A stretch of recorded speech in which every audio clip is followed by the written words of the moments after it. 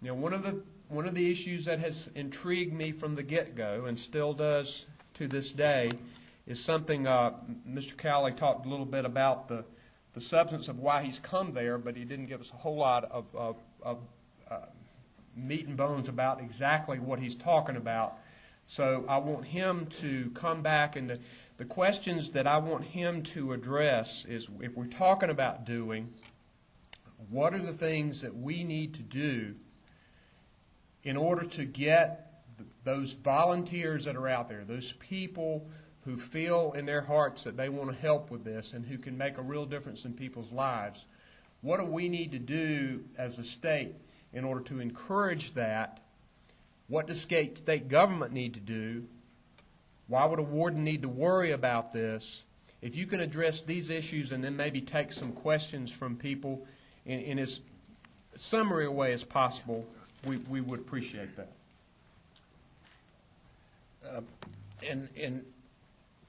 It is a problem of mine because this is what I do, and so I just kind of assume that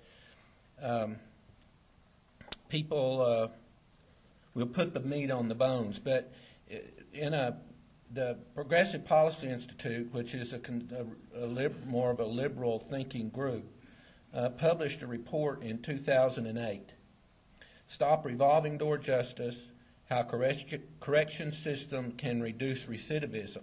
These are the kind of models that I'm talking about are out there. I mean, and what they determined was some of the very same things should encourage states to use information technology to break down bureaucratic barriers between various parts of the correction system, that was mentioned, measure the system's performance, and, which is, you don't see very often, hold officials accountable for the results. So when I was talking more about getting people in the mood for change, I just sort of assumed that you knew where to find the models and they were there, and it's just a matter of doing them.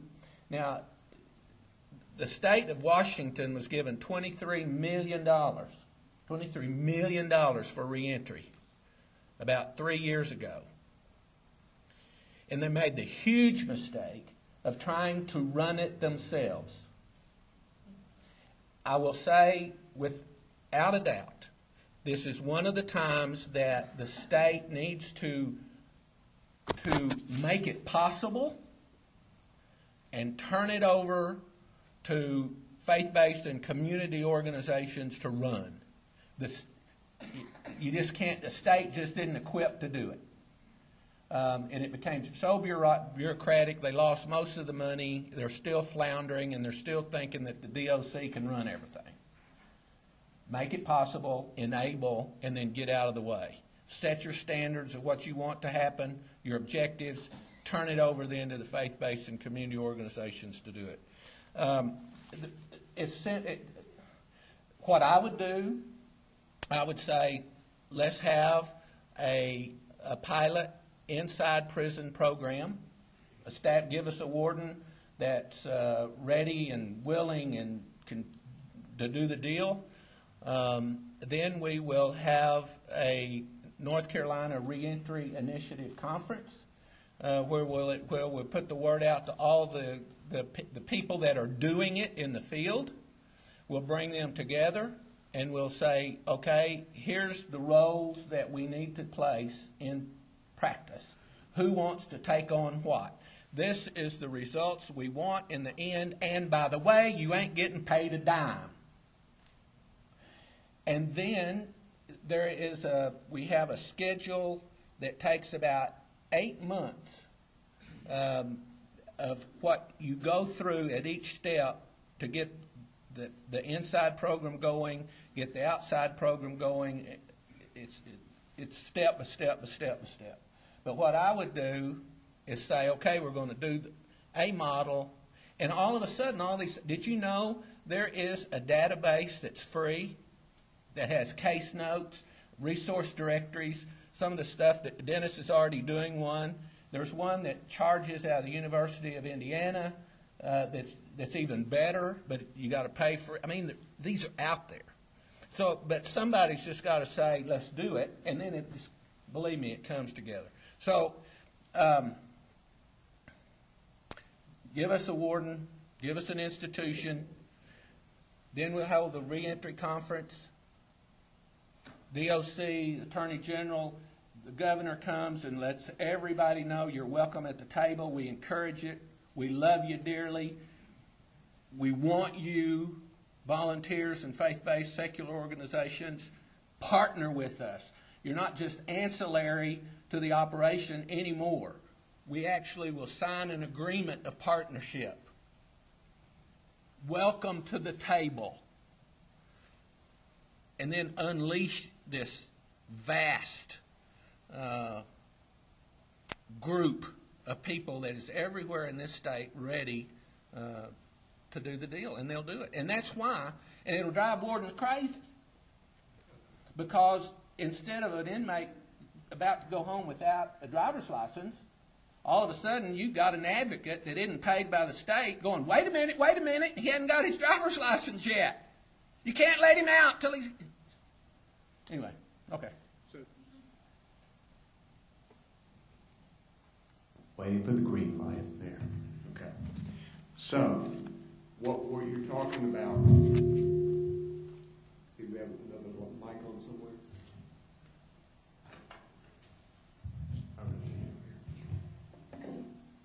Okay, what we're talking about is a situation where a group that comes together, they come to this conference, the group gets together and decide, we've got a mass of people that we want to help, and when you say, give me a warden,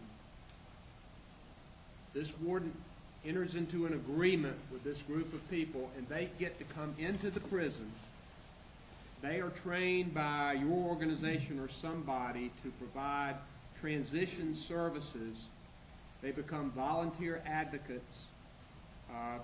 There can be a faith-based component to it, but we're going to open it up to all kinds of organizations.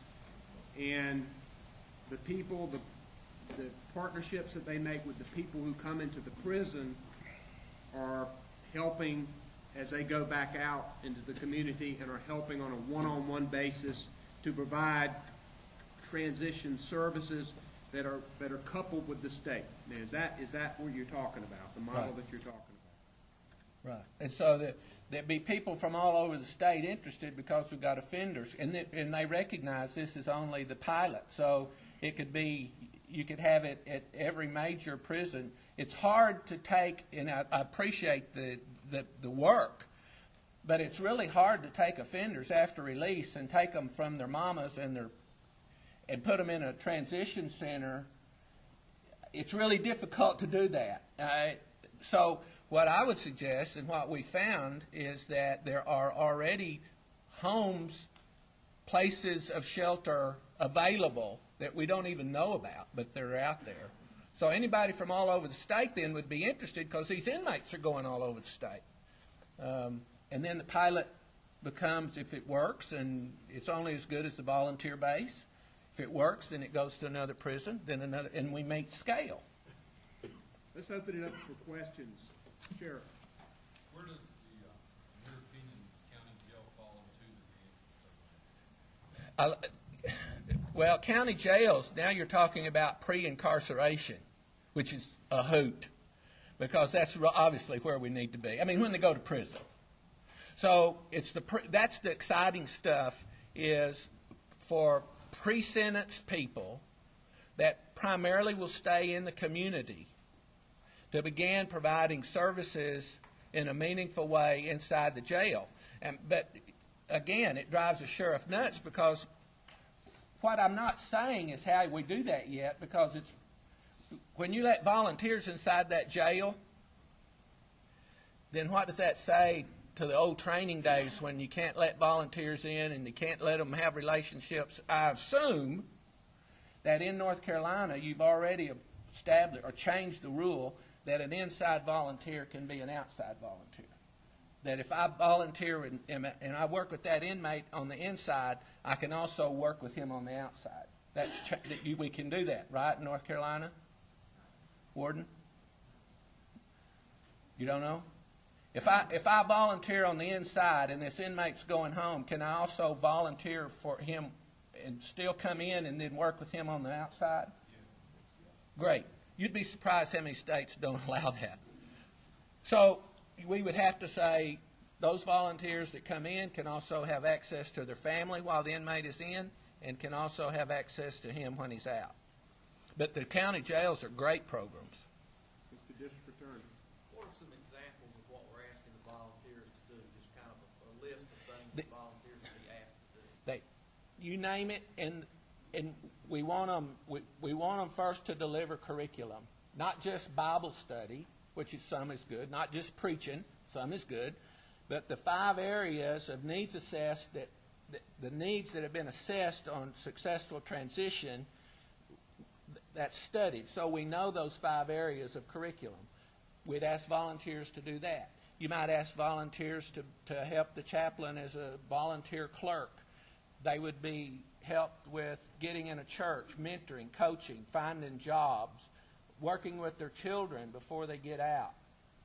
There's already groups that do really these kind of things. It's just bringing them together under one umbrella, getting them to talking with one another. But it would be the whole gamut. And in the budget, the economy that we have, you can see that's who's going to have to do it's the volunteers. Leslie. I have really 2 different questions. One is, as I hear you talk about this, it seems like there's an assumption in there that the prisoners are in the community that they're going to end up in.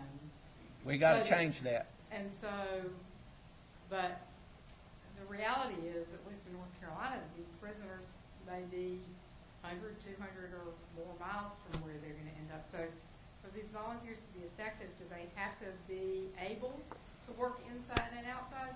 So that's one question. Right. The other question is, I'm curious about how much the faith-based component of this is integral to it.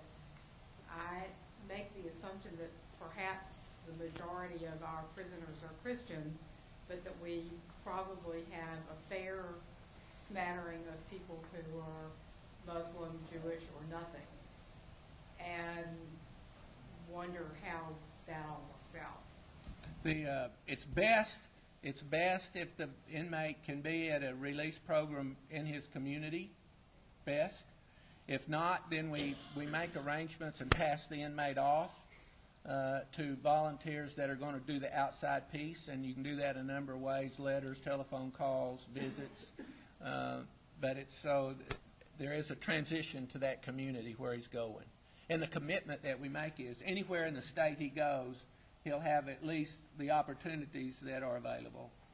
And again, remember, it's only as good as the volunteer base. And how do you get the volunteer base good? You welcome them in. You encourage them.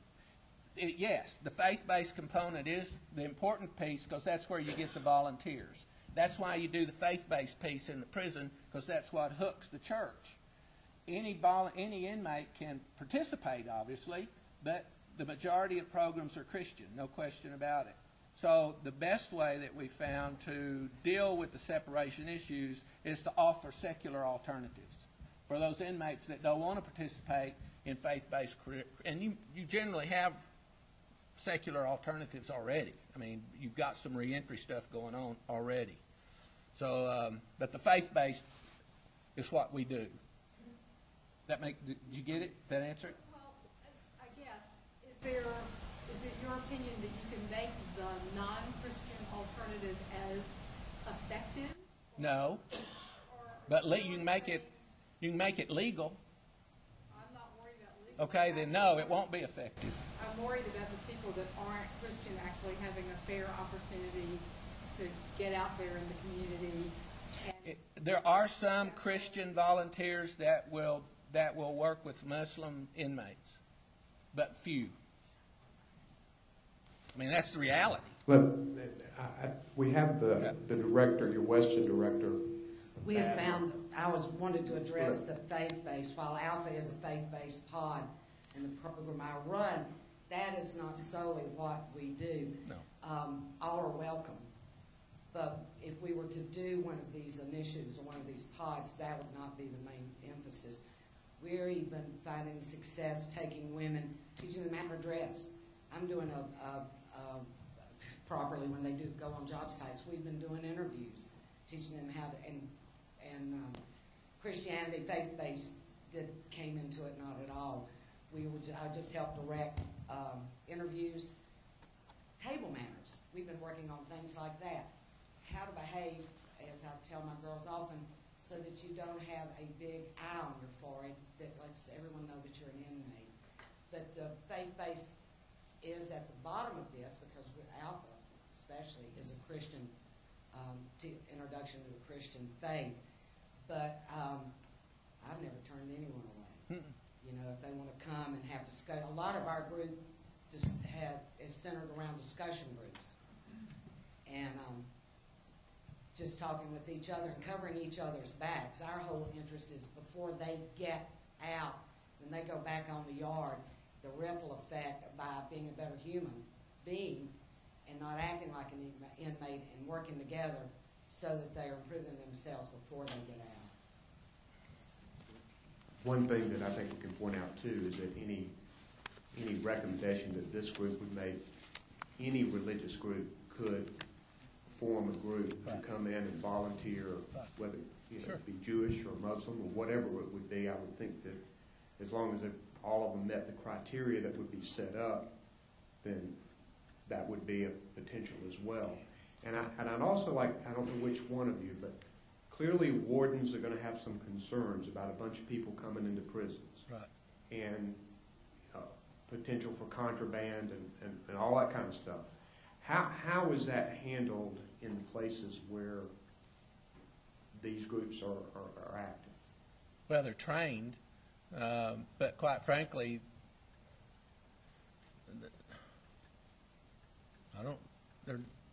some do. Sometimes you have a volunteer that does stuff they shouldn't do, and sometimes you don't. I mean, but the vast majority it's working great. So, there's not, just because a person goes through, is getting a paycheck, my assumption always been is that person, whether he's Muslim, Jewish, or whatever, if he's doing it as a calling, he's more apt to not break the rule than they are if they're getting a paycheck, as long as they're properly trained. And that's the key. A lot of times our volunteer base isn't properly trained.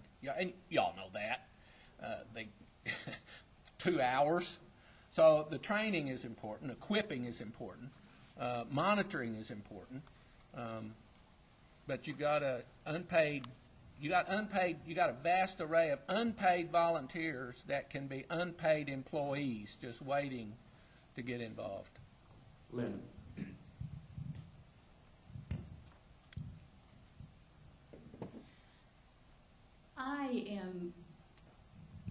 I have read a lot, but I don't know exactly what I want to do, just as a person who's very, very interested in these programs, is lay out to everyone how I understand that they operate, and then have Jack and possibly Susan fill in the blanks, because I don't have firsthand experience.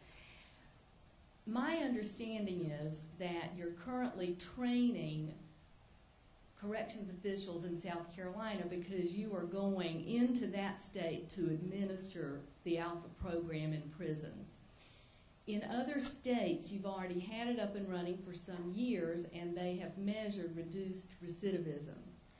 The way that the inmates are chosen is that they are 18 months, 12 to 18 months out from being released, and they get a description of what the program's going to entail, and they get to volunteer.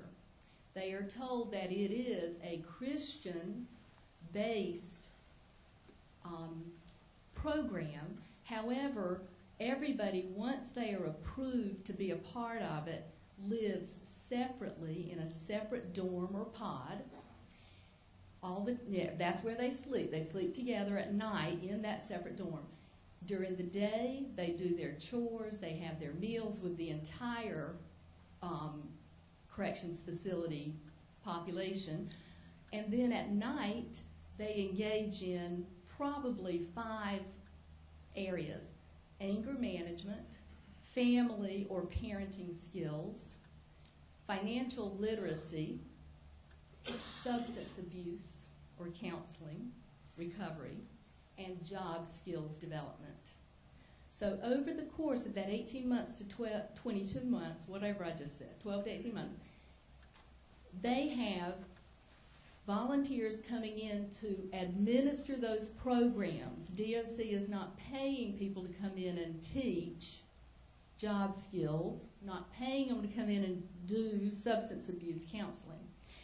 The people who come in have gone through a certain number of hours of training by DOC officials and Alpha representatives. I'd like to know, and so their case management is followed. It's brought in and then it's followed through that. Some of those volunteers who have come in and gotten to know the folks are also there to help them find mentors or connections to jobs and recovery and housing when they get out. That's why it's tracked that closely. What I'm asking you to do for everyone, including me, is to fill in the blanks of what I just said and tell us what that training looks like and what that inmate selection looks like in case we want to do it. Okay, first let me say it's not an Alpha program. We don't, because it's really local, and Alpha may represent all the collaborators, but we don't put Alpha's name on anything. We do provide the course, the Alpha course, which is part of the overall curriculum, just a little piece, but it's not an Alpha deal at all. So it's generally the North Carolina, for example, Inmate Reentry Initiative. To say every place is different, so the program would take on the characteristics to some degree of the prison and the Department of Corrections, and it's a process of we have a 15-page model that incorporates evidence-based practices, all that stuff, and then once the person is selected in the prison to coordinate it, then we find a local coordinator who will then, with us, our staff, work on that plan to make it state-specific. And they may say they want the volunteers trained for 5 hours. It may be 15 hours. And then we negotiate what that training looks like. Some wardens said in inmate selection, some wardens said we want to say that all the inmates have to have 15 months clear conduct record. They've got to have full-time jobs, and we're saying give us the worst of the worst. Put the worst inmates in there. It's reentry. Those are the ones that need it the worst, probably. So all of that is negotiated. And for example, we left a place and we thought we were real clear, a county jail, a private jail in Florida, and we worked there for almost a year. When the inmates were ready to go home, the volunteer was ready to meet him at the gate, and the warden said, "No, volunteers can't do that." And we said, "That's basic." And he said, "Well, they're not going to." I thought we was really good about negotiating it. I said, "Are you going to change your mind?" He said, "No." I said, "Well, we're out of here then, because we're not going to do it. I mean, that's basic." So I'm trying to really be thorough in being in those negotiations. So there are some things that you have to do, in our opinion, and that is create the dorm, the living situation on the inside of the prison, to change the environment, to make it more conducive for change, and have the volunteers in there and preparing guys, getting them to making choices before they go home. And it's a struggle for a lot of wardens to do that. Some. But all that's, I don't know how, I wouldn't think that this task force would be, I think the important thing is sort of the overall, let's give it a shot pilot thing, which encompasses almost all of your recommendations. some of the things would have to be changed, perhaps, like county of release. Maybe you'd want to think about doing that on a pilot. We did that in Texas. Every inmate in Texas went to Huntsville to be released because in 1938 the records manager released the wrong guy from one prison. Now they're spending millions of dollars to take everybody to Huntsville, with some exceptions like medical. We said no at the bench unit. They said, okay, it's a pilot. Let's let them be released from there, and we pick them up at the gate. That didn't take a state law. It just took an administrative action. There may be some things, so I don't know. I haven't gotten into that depth here because I didn't really, that's negotiations that take for a while. Yes. I wanted to ask you, it seemed to me that the old parole system in North Carolina, I'm an old parole officer from back in the day, about your age. No, you're not as old as I am. I'm close.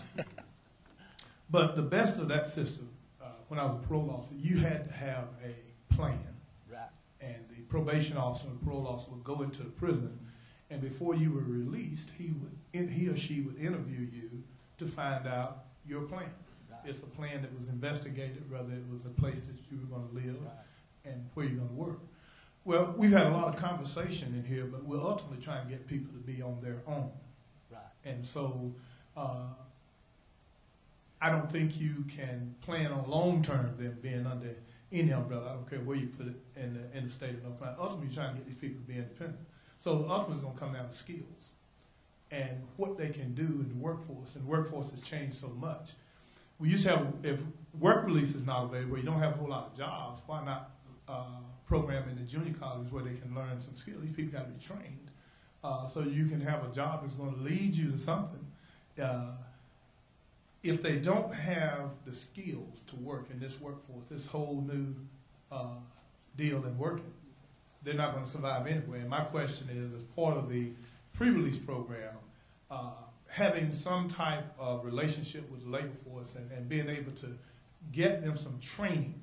It doesn't necessarily have to be education where you have to get a GED or where you have to get a junior college degree, but they need to get some skills. And you ought to be able to, if you could go out and work, we trust you to go out and work, we ought to be able to trust you to go to junior college or go over to the community college, which the state of North Carolina have plenty of, to be able to get some type of training so that you can make some money, so you can get out of it. Because I don't agree that housing them in a reentry program when we get out is giving them that absolute atmosphere of freedom. And I agree with you. I think the community is going to do a whole lot better in helping with placing them where they're going to live and having somewhere to live and having volunteers to work. But without those work skills and without finding some people in advance, like having job banks where people know they've been in prison, they're looking for them to train them, and they're looking for them to put up work. They used to have people. They knew guys were coming out of prison and women were coming out of prison, and there were people that were identified in communities that would give them jobs, and I still think that's possible. But I think the pre-release part of that is the skills training. There is skills training, but generally at the level that these people will go into the workforce at. Here's the scenario. You're a wonderful Methodist that's going into the unit teaching anger management. And through your talk with other volunteers, because we staff people the best we can, you get the idea that this is a pretty good dude. He seems really like it. You think he's got the picture, you da-da-da, you get it. And this is, he likes to work as a warehouseman. You've got a buddy across the state where he's going in the Methodist church. It's a good Methodist up there. What is one Methodist talking to another Methodist in a transforming relationship? Say, hey, John, I've had him for 18 months. I think he's talked with his family. He'd be a good risk for you. Well, I'd rather hire somebody that somebody's recommending that's got a church to go to and a mentor than somebody right off the street. Yeah, I'll give him a shot. You'll find through those kind of relationships and training, I'm not saying they learn what the expectation of work is. Many of them don't know. But we have had a lot of employers at this level saying we'd a lot rather take these kind of people than people we didn't know, that didn't have any connection to the community. We'll give them a shot because you've worked with them and you know them. Also, parole officers, where you do have an active parole program, Texas, for example, they've allowed the parole officers to take on this group of guys, so that the parole officers are specialized to deal with them that they come out. And they do go to the prison. The mentor generally takes them to that first parole officer meeting with them. And you're working not only with the inmate and his family, but the mentor as well. Not all of them have mentors. I'd be lying if I told you they did. But at least they all have a coach or a group of men that they go to, and they know that there's some support. Or that's the plan anyway. Jim. Two things. First of all, of course, what you were just talking about leads into my question, but we will mention that this the concept of the pods and everything, that's a process that's going on right now. Prison Fellowship's attempting to do that Right. here. Has talked both with Wake Correctional and Charlotte Correctional Right. about getting that rolling already. So Right. that's something that's already being examined right now. One of the things, referring back to the IFI program, the IFI studies that you mentioned earlier, that reduced the recidivism rate as low as 8%. It seemed to me that there's two major elements in there. One was the faith-based mentoring program. The second piece was the employment piece. Right. And I think you sort of already addressed that, but one of the big challenges here is the employment piece. And Sure. companies just won't hire somebody with a record. We do know that when they're coming through a program, they have a better opportunity because they've got another advocate usually as a job developer helping them on the outside. But what can you share anything else with us about what happened in Texas with the IFI program that's helped to cultivate openness among the employers to accepting people with records? Probably, if I put my finger on it, I'd say, and I don't mean to offend anybody, but this appeals to non-traditional volunteers. And traditional volunteers, we love them dearly, but they go into the prison, do their thing, and leave. These are people generally that are involved in this, and in most of the units, I can say this unequivocally, that they're not typical volunteers. They've got connections. They're CPAs, they're lawyers, they're business owners. They're not there to deliver preaching and Bible study. And that's generally the cadre of people you get that are willing to provide services and opportunities when people get out. Okay. How were those people cultivated or brought into the fold? By churches having an opportunity to be involved, and people saying, isn't that what we should be doing? And they said, okay, we'll give it a shot, and they get involved in it and like it. And remember, I mean, there's degrees. Some units are working a lot better than others, depending on the circumstances that are avail themselves at the prison and how well the communication is between the inside volunteers and the volunteers out in the community. But I think it's the kind of volunteer that this brings to the table. One thing that comes to mind as I hear about all our different committee reports and things is the one thing that's been absent in our whole discussion since we started back in October is reference to the TAM program Department of Corrections has already, Yep. which already on paper does all of this Does stuff. a great job. But doesn't do anything at all. Actually doesn't do anything at all Right. from what we've seen. That's We right. can't find anywhere where it's functioning. We can't find anywhere where anybody's experiencing it. And it's one of those things where that's on paper in our system already, but we haven't had reports of how that's working at our meetings here, how they're plugging. You know, the idea is that it's a faith-based program to provide mentors inside and outside the facilities. And, you know, that may be something for one of the committees to take a good look at as to why that isn't doing this already. This isn't anything new. And that's what I was told 2.5 years ago. Well, we've got 10, and we've got 10. Well, you can't argue with that. If that's what's working for you, run the numbers. How successful is it? So, but none of this is, as y'all can see, someone said, what's different? Well, not really anything. Well, then why is it working? Because people are not getting paid to do it. They're doing it because somebody else is saying they oughta. It's a calling. And we leverage that. That's why the faith-based stuff is important on the inside, quite frankly. I mean, I'm a Christian, and I think, but as long as you're a good person, I'm going to let God worry about where you go to heaven or hell. That's not my job. But if you're a good person, but that's where you get the volunteer base. That's how you capture the volunteer base, is out of the church, from the faith-based component on the inside. And that's where those people come from. And that's why they work at 2 o'clock in the morning. When somebody calls and say, hey, my kid isn't home, will you go find him?